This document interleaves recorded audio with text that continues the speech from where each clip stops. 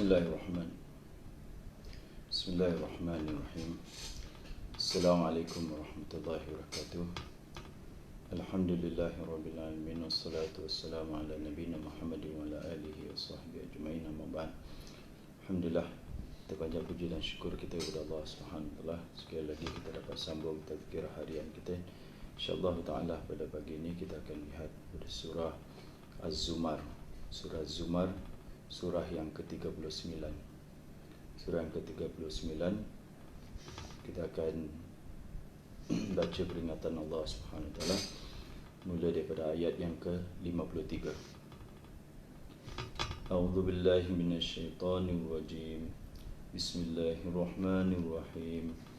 Qul ya ibadiyalladzina asrafu ala anfusihim la taqnatu min rahmatillah innallaha yaghfirud dhunuba jami'a innahu huwal ghafurur rahim wa anibu ila rabbikum wa aslimu lahu min qabli an ya'tiyakumul adzabu thumma la tunsarun واتبعوا أحسن ما أنزل إليكم من ربكم من قبل أن يأتيكم العذاب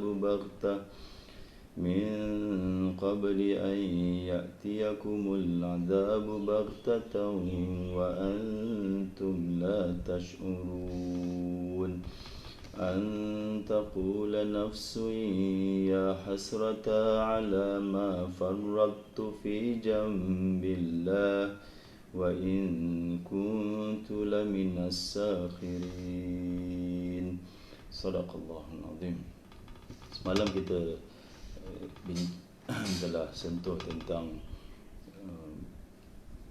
tentang bertaubat kepada Allah Subhanahu wa taala. Sekarang jadi hari ini kita lihat banyak perkara yang kita telah lakukan sebelum ini. Banyak perkara-perkara yang salah, dosa seperti kita mencuaikan solat, meninggalkan solat, tidak berpuasa, tidak menunaikan zakat dan banyak kewajipan kita kepada Allah Subhanahu wa taala yang kita telah cuaikan, telah tinggalkan. Dan perkara-perkara meninggalkan kewajipan atau perkara yang Allah Subhanahu wa taala fardukan ke atas kita itu mengakibatkan azab Allah Subhanahu wa taala, turunnya azab Allah Subhanahu wa taala, atau kita kata ada siksaan.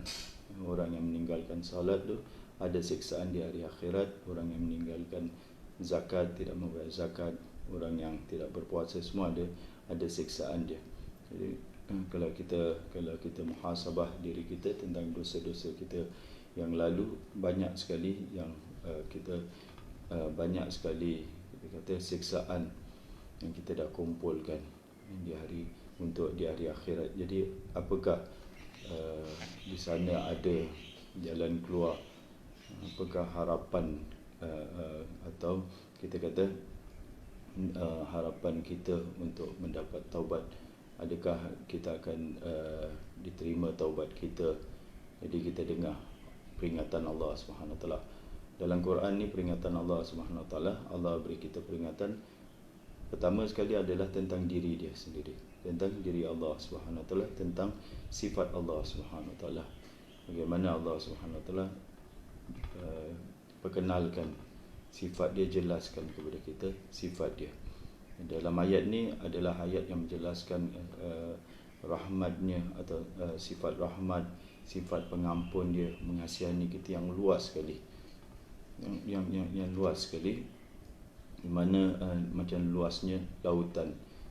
Dosa kita ni macam sampan saja di dalam lautan, di atas lautan yang luas sekali. Allah Subhanahu wa taala menyeru hamba-hambanya, qul ya ibadiyalladzina asrafu, katakanlah wahai Rasul, ya ibadi, wahai hamba-hambaku. Dia Allah menyeru hamba-hambanya. Hamba-hambanya mana? Kata ulama di sini, hamba-hambanya termasuk orang yang syirik, orang yang kafir, orang yang buat dosa-dosa besar, orang yang buat maksiat, semua hamba-hambanya yang alladzina asrafu ala anfusihim, yang telah berlebih-lebih atau melampaui batas terhadap diri mereka sendiri. Jadi orang yang telah melakukan dosa-dosa, orang yang telah melakukan maksiat, orang yang telah meninggalkan perintah Allah, orang yang telah mencuaikan perintah-perintah Allah, kewajipan dia kepada Allah Subhanahu Wa Taala, inilah Allah seru mereka ni semua. Jadi termasuk orang kafir pun, termasuk orang kafir dan juga orang Islam, semua di kalangan hamba. Jadi di sini kita lihat betapa lembutnya Allah Subhanahu Wa Taala dalam menyeru kita, ya ibadiyalladzina asrafu, wahai hamba-hambaku, wahai hamba-hambaku yang telah melampaui batas. Firman Allah Subhanahu Wa Taala selanjutnya, la taqnatu min rahmatillah, janganlah kamu semua putus asa daripada rahmat Allah Subhanahu Wa Taala. Jadi pertama sekali Allah Subhanahu Wa Taala memanggil hamba-hambanya, menyeru hamba-hambanya, pertama sekali jangan putus asa dari rahmat Allah Subhanahu Wa Taala. Berarti apa? Jangan kita cakap Allah takkan ampunkan aku lah. Aku macam mana Allah nak hapuskan, nak padamkan dosa aku. Takkanlah Allah, banyak sekali dosa yang aku lakukan. Bagaimana aku akan dapat pengampunan Allah SWT? Itu sifat orang yang putus asa. Bila orang ni putus asa akan rahmat Allah SWT, dia akan terus melakukan apa yang dosa-dosa. Dia akan terus melakukan maksiat-maksiat. Jadi pertama sekali Allah cakap, jangan kamu kata kamu tidak akan diampuni oleh Allah SWT. Jangan kamu kata bahawa Allah tidak akan mengampun kamu. Di situ ada rahmat Allah Subhanahu Wa Taala. Rahmat Allah ini mengatasi kemurkaannya. Ya, rahmat Allah mengatasi kemurkaan dia. Allah Subhanahu Wa Taala maha luas rahmat dia. Allah larang kita daripada berputus asa daripada rahmat Allah Subhanahu Wa Taala. Kerana apa? Innallaha yaghfirud dzunuba jami'a. Tengok betapa luasnya rahmat Allah. Allah kata kerana Allah Subhanahu Wa Taala mengampuni dzunuba, dosa-dosa, jami'an. Berarti apa? Segala dosa. Termasuk dosa syirik ke, dosa kufur ke, dosa berzina ke, dosa meninggalkan solat, dosa meninggalkan puasa, meninggalkan zakat, dosa, segala dosa ni Allah Subhanahu Wa Taala mengampuni. Segala dosa, tak ada pengecualian. Semua dosa Allah Subhanahu Wa Taala ampun. Yang termasuk dosa syirik. Kalau orang tu bertaubat kepada Allah, Allah ampun dosa dia. Apa saja dosa yang manusia lakukan, Allah Subhanahu Wa Taala bersedia untuk mengampuni dosa mereka. Jadi tak ada sebab untuk putus asa terhadap pengampunan, terhadap rahmat Allah Subhanahu Wa Taala. Kalau Allah boleh mengampuni segala dosa, kenapa di sana kita nak berputus asa? Jadi Allah Subhanahu Wa Taala memberi jaminan di sini bahawa dia akan mengampuni segala dosa. Di sini jami'an itu powerful sangat. Segala dosa yang kamu lakukan, Allah Subhanahu Wa Taala mengampuni. Kenapa? Allah Subhanahu Wa Taala, Allah tak kisah, Allah ampun siapa saja yang melakukan dosa, kerana innahu huwal ghafur. Kerana dia adalah al-ghafur. Al-ghafur ni yang biasa kita terjemah yang maha pengampun. Kalau dalam bahasa Arab, al-ghafur tu yang menutupi. Jadi bila seorang itu melakukan dosa, telah tercatat dosa, malaikat di sebelah kiri dia akan mencatat dosa-dosa dia. Jadi dosa-dosa ni Allah Subhanahu Wa Taala Ghafur, Allah akan menutup dosa-dosa dia. Di hari akhirat dia takkan diperlihatkan dosa-dosa itu, tidak akan diperlihatkan kepadanya. Jadi Allah Ghafur, Allah tutup dosa-dosa dia. Allah tutup dosa-dosa dia dan Allah tidak akan ambil tindakan, tidak akan menyiksa dia. Itu Al-Ghafur tu. Dia akan menutupi dosa kita. Dia tidak akan ambil apa-apa tindakan, tidak akan menyiksa kita. Dosa meninggalkan solat itu besar sekali dosa meninggalkan solat, dosa tidak berpuasa. Kata Rasulullah SAW, satu orang ni kalau dia tinggalkan puasa dengan sengaja, maka dia tak akan dapat ganti walaupun dia puasa semua hidup dia. Seluruh kehidupan dia berpuasa pun tak akan dapat ganti satu hari yang dia berbuka dengan sengaja. Tengok betapa besar dosa ni. Illa man tabah, kecuali mereka yang bertabat. Dan dosa meninggalkan solat, Allahu Akbar, satu waktu aja meninggal solat itu merupakan satu dosa yang sangat besar sekali. Bahkan dia azab. Ahli neraka ditanya di dalam neraka saqar, ma salakakum fi saqar, apa yang masukkan kamu semua dalam neraka saqar ni? Qalu lam nakum minal musallin, dulunya kami di dunia tidak solat. Jadi dosa meninggalkan solat ni adalah akan dibakar di dalam neraka jahanam. Jadi dosa-dosa ni semua besar sekali siksaan dia. Tapi bila Allah Subhanahu Wa Taala mengampuni dosa ni, Allah tutup dosa ni di hari akhirat, Allah tidak akan menyiksa. Bukan saja Allah Ghafur, Allah ampun dosa-dosa seseorang itu, Ar-Rahim, Allah Maha Mengasihani. Maha Mengasihani bermaksud, kata ulama, bila Allah dah ampun seseorang itu, dah beri pengampunan dia dengan rahmat Allah Subhanahu Wa Taala, Allah akan masukkan dia ke dalam syurga Allah Subhanahu Wa Taala. Dah Allah Subhanahu Wa Taala ampunkan, tak ambil, dah Allah cancelkan dia punya dosa itu, datang pula sifat rahim Allah Subhanahu Wa Taala, sifat rahmat Allah Subhanahu Wa Taala, Allah masukkan dia ke dalam syurga Allah Subhanahu Wa Taala.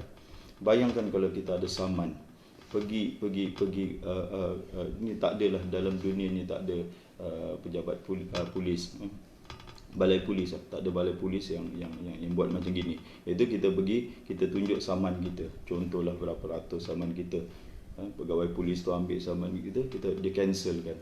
Dah, sudah cek, tak payah bayar lagi, ni kita dah cancel saman. Lepas tu dia keluar lagi duit dia, ni voucher, cek kerja, contohlah, cik berapa orang anak? Saya 6 orang anak lah, beginilah saya kerja sebagai pemandu ini, tak apa, ini ada voucher bernilai sama macam saman cik ni, voucher ada RM600 ni, pergilah gunakan untuk belanja. Mana ada macam gitu? Dah dia cancelkan, dia beri lagi kita nikmat. Ini hanya Allah Subhanahu Wa Taala yang mempunyai sifat ini. Dia dah ampunkan kita dan dia mengasihani kita dengan masukkan kita ke dalam syurganya. Ini sifat Allah Subhanahu Wa Taala, Maha Pengampun Allah Subhanahu Wa Taala. Dia akan tutup dosa kita. Sebab itu Ghafur ni daripada maghfirah. Kalau maghfirah itu pengampunan, dia kalau baris bawah, maghfirah dia macam helmet yang menutup kepala. Jadi Allah tutup dosa kita. Maghfirah Allah Subhanahu Wa Taala. Manusia ni kalau dia nak saman lah, cakap lah, orang ni buat tuduh dia sebarangan, dia kata, baik engkau minta maaf, kalau engkau tak minta maaf, aku akan saman kau, aku akan sue kau di mahkamah. Okey, jadi orang ni minta maaf, tapi orang semua dah tahu apa kesalahan dia, manusia semua dah tahu. Lepas tu dia kata, okey, baik, aku maafkan kau. Itu manusia. Bagi Allah Subhanahu Wa Taala, kita punya dosa, kita punya salah dengan kepada Allah Subhanahu Wa Taala, bukan Allah maafkan, Allah tutup kan. Allah tutup. Ini tahap paling tinggi sekali. Allah tutup dosa kita. Satu orang pun tak tahu di akhirat akan dosa kita ni. Allah itu namanya maghfirah. Maghfirah itu Allah tutup dosa kita, seal betul-betul, satu orang pun tak tahu. Allah dah ampunkan kita, tapi bahkan tambah lagi, Allah tutup, tak ada orang yang tahu. Bila seorang itu di dalam syurga tu, orang lain tak tahu apa dosa yang dia dah buat.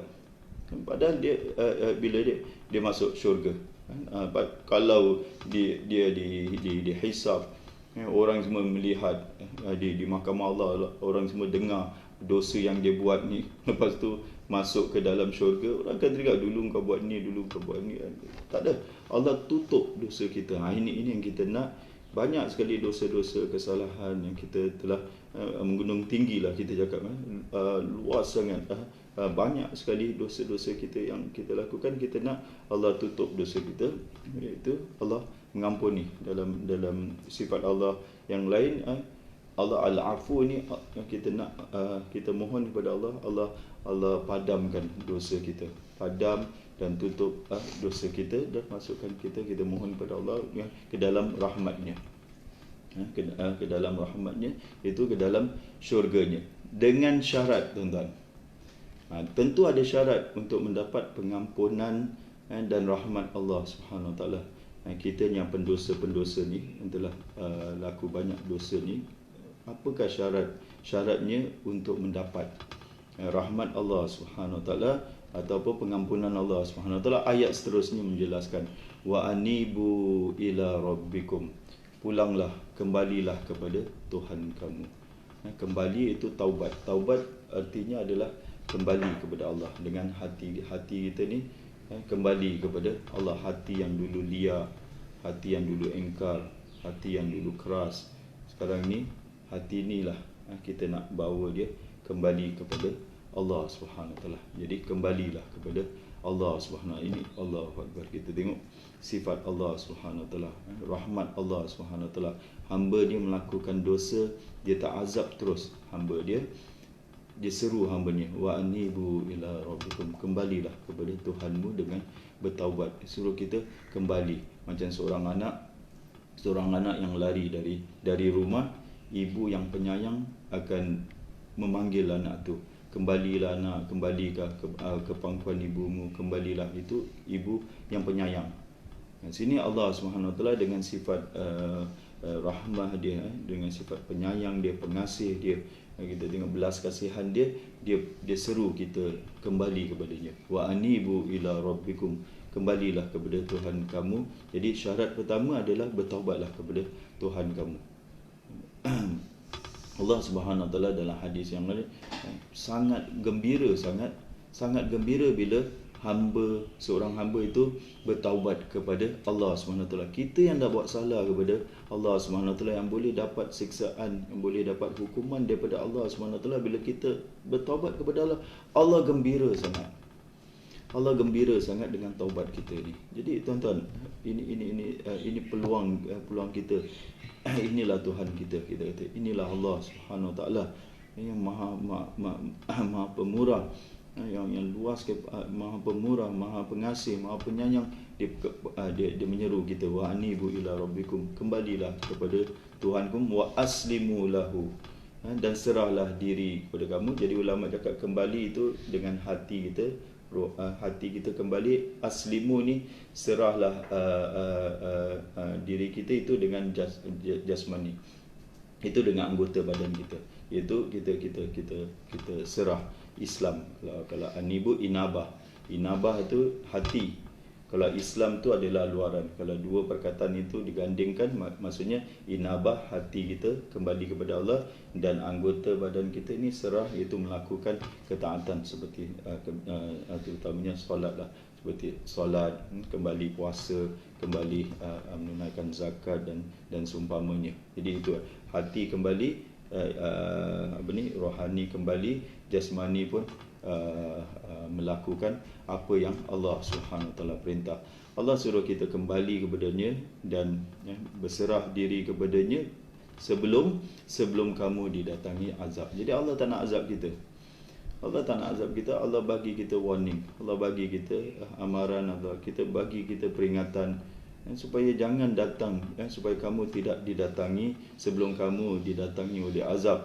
Dah datang azab, dah terlambat. Bila seorang itu tidak bertaubat kepada Allah Subhanahu Wa Taala, bila dia mati dalam keadaan dia tidak bertaubat, maka dengan dosa dia layak untuk mendapat azab Allah Subhanahu Wa Taala. Bila dia dikenakan azab Allah Subhanahu Wa Taala, Allah kata di sini, summa la tunsarun, bila datang azab, kamu pada waktu itu kamu tidak akan diberi pertolongan sedikit pun. Jadi dua perkara tadi, inabah, kembali kepada Allah, bertaubat, dan Islam, aslimu itu serah diri, itu bertaubat kepada Allah dan menyerahkan diri kepada Allah. Bagaimana seorang itu nak inabah, nak Islam kepada Allah Subhanahu Wa Taala? nak kembali dan nak serah diri kepada Allah. Ayat yang seterusnya menjelaskan dengan cara apa? Wattabi'u ahsana ma unzila ilaikum min rabbikum. Ikutlah, turutlah sebaik-baik panduan hidup, sebaik-baik kitab yang telah diturunkan, yang diturunkan kepada kamu dari Tuhan kamu, itu Al-Quran. Jadi nak kembali kepada Allah Subhanahu Wa Taala adalah ikut panduan Al-Quran. Dalam Al-Quran ni Allah Subhanahu Wa Taala beri kita segala macam panduan yang kita hajatkan, yang kita perlukan. Kita sebagai seorang pendosa ni, kita nak kembali kepada Allah, ikut panduan yang diberikan oleh Al-Quran. Nah, itu cara dia untuk kita kembali kepada Allah. Dalam Al-Quran ni banyak petunjuk ataupun garis panduan bagaimana nak bertaubat, nak kembali kepada Allah, macam mana nak menjadi baik, macam mana nak melayakkan diri untuk mendapat pengampunan Allah, untuk mendapat syurga Allah Subhanahu Wa Taala, untuk menjadi orang yang Allah redai. Semua ada panduan dia. Di samping itu Allah dalam Quran juga ada panduan-panduan supaya kita elakkan daripada menjadi orang yang Allah Subhanahu Wa Taala murkai, orang yang sesat. First kali kalau kita buka Al-Fatihah, kita dah dapat panduannya. Ihdinas siratal mustaqim, ya Allah, tunjuklah kami, pimpinlah kami ke jalan yang lurus. Siratal ladzina an'amta alaihim, jalan orang yang telah Kau beri nikmat kepada mereka. Jadi turutilah jalan orang yang Allah Subhanahu Wa Taala beri nikmat kepada mereka, minan nabiyyin was-siddiqin wasyuhada was-salihin, daripada para nabi, daripada orang-orang yang benar, siddiqin, daripada orang yang syahid, dan daripada orang-orang salih, orang-orang yang baik. Ikut jalan mereka dan jangan ikut ghairil maghdubi alaihim, orang yang Allah Subhanahu Wa Taala murkai, dan jangan ikut jalan orang yang sesat. Jadi itu panduan. First kali Allah Subhanahu Wa Taala dah buka surah Al-Fatihah menjelaskan kepada kita, ini jalan, inilah panduan hidup yang kamu kena ikuti untuk kamu kembali kepada aku, untuk kamu inabah dan Islam kepada Allah Subhanahu Wa Taala. Dan Allah Subhanahu Wa Taala jelaskan sekali lagi, Allah cakap supaya cepat buat perkara ini, cepat sebelum kamu datang azab, sebelum azab datang kepada kamu secara mengejut sedang kamu tidak menyedarinya. Seorang ni kalau dia menangguhkan taubat dia, nanti bila aku dah tak sibuk, nanti aku mula solat lah, bila aku dah senang, nanti aku mula taat kepada Allah, aku mula pergi ke masjid, aku mula beribadat kepada Allah Subhanahu. Dia tak tahu bila dia mati. Kematian boleh datang dengan secara mengejut, secara tiba-tiba, sedangkan dia tidak menyedari, belum sempat taubat. Bila belum sempat taubat, itulah bila dia belum sempat taubat, maka dia akan menyesal. Jadi Allah perintahkan kita supaya cepat untuk bertaubat, jangan sampai kamu menyesal. Ayat seterusnya, ayat 56, antaqulan nafsun, jangan sampai seorang itu berkata, jangan sampai seorang daripada kamu itu akan berkata, ya hasrata, alangkah besarnya penyesalanku, alangkah besarnya kekecewaanku, ala marfaratu fi jambillah, kerana aku telah mencuaikan kewajipan aku kepada Allah Subhanahu Wa Taala, kerana aku telah meninggalkan perintah-perintah Allah, kerana aku tidak mentaati Allah Subhanahu Wa Taala. Ya hasrata, ya hasrata, dia akan menangis kepada Allah Subhanahu Wa Taala, dia akan merayu kepada Allah, sedih dia. Ya hasrata, kenapa aku dulu tak kembali kepada Allah, kenapa dulu aku tidak bertaubat kepada Allah, menyesal dia. Bila kematian datang secara mengejut saja, dia menyesal. Ya hasrata ala farratu fi jambillah, menyesalnya aku, kecewanya aku kerana aku telah mencuaikan kewajipan aku kepada Allah. Wa in kuntu laminal sakhirin, dan sungguh aku dulu ni hidup di dunia ni orang yang memperolok-olok, mempersenda-sendakan agama, yang olok-olokkan balasan, mengejek-ngejek orang, macam-macam lah sifat yang tak baik yang ada diri dia mula menyesal.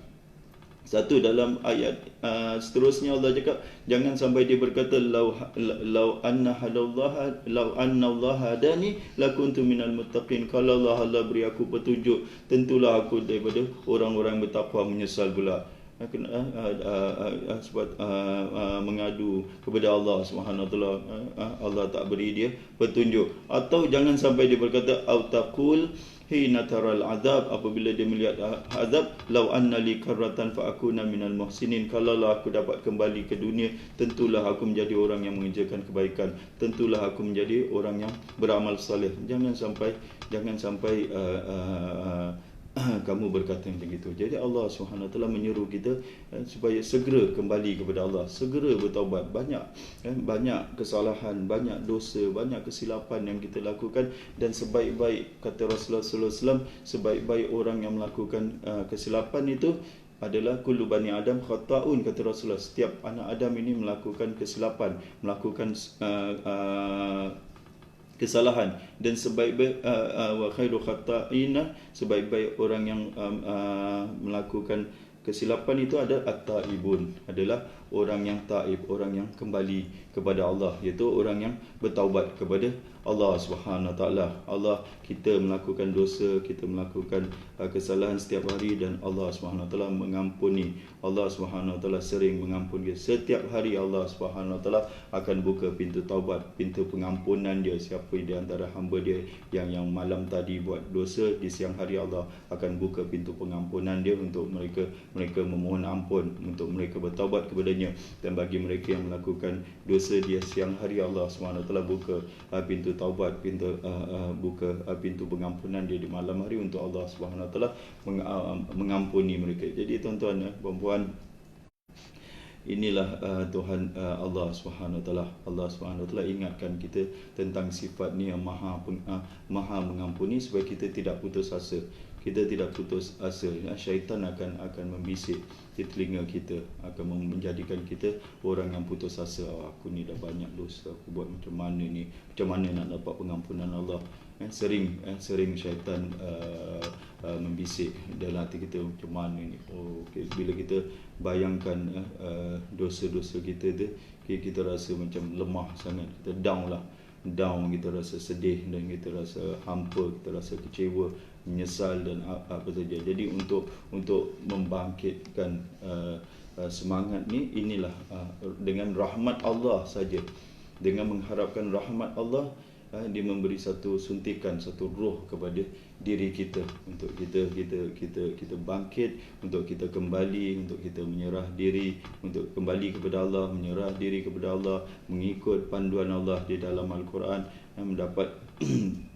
mendapat keberkatan, ataupun kita kata mendapat faedah daripada mengikuti Al-Quran. Moga-moga kita termasuk orang yang diterima taubatnya. Moga-moga kita termasuk orang yang mengikuti Al-Quran. Aqulu qouli hadza wa astaghfirullahal azim li wa lakum.